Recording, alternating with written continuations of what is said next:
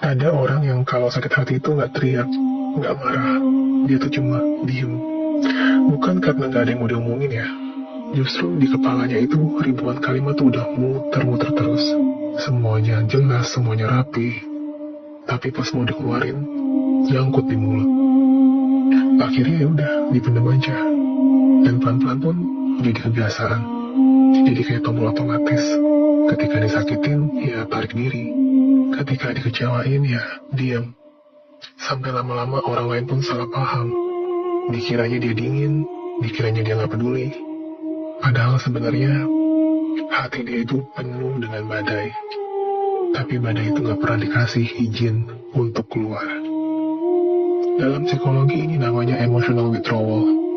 Cara tubuh buat bertahan dan cara jiwa buat bilang diam itu lebih aman loh daripada disalahpahami.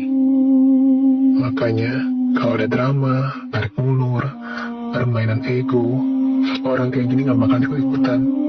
Bukan karena dia gak ngerasa, tapi karena udah terlalu capek. Dia tahu energinya terlalu mahal buat dipakai menghadapi hal-hal yang gak tulus.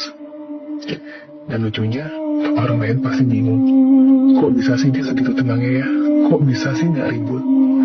Padahal aslinya, itu bukan tenang. Itu adalah luka yang udah dilatih menjadi hening. Dan yang bikin nyesek, orang kayak gini sering mikir, toh gak ada yang bakalan bener-bener dengerin gue. Jadinya makin lama dia makin nutup. Padahal dia bukan batu loh, dia juga bukan es. Dia cuma manusia yang pernah terlalu sering ngerasa salah, ngerasa gak dimengerti. Sampai akhirnya dia percaya bahwa diam lebih aman.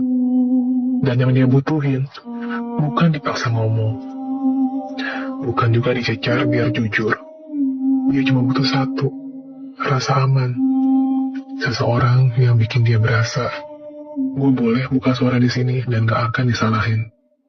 Jadi kalau suatu hari dia akhirnya ngomong ke lo, itu bukan karena lo hebat dalam memaksa, tapi karena dipercaya sama lo. Dan kalau lo sudah sampai di titik itu, jangan pernah main-main. Karena sekalinya dia nutup lagi, lo bisa hilang dari hidupnya selamanya.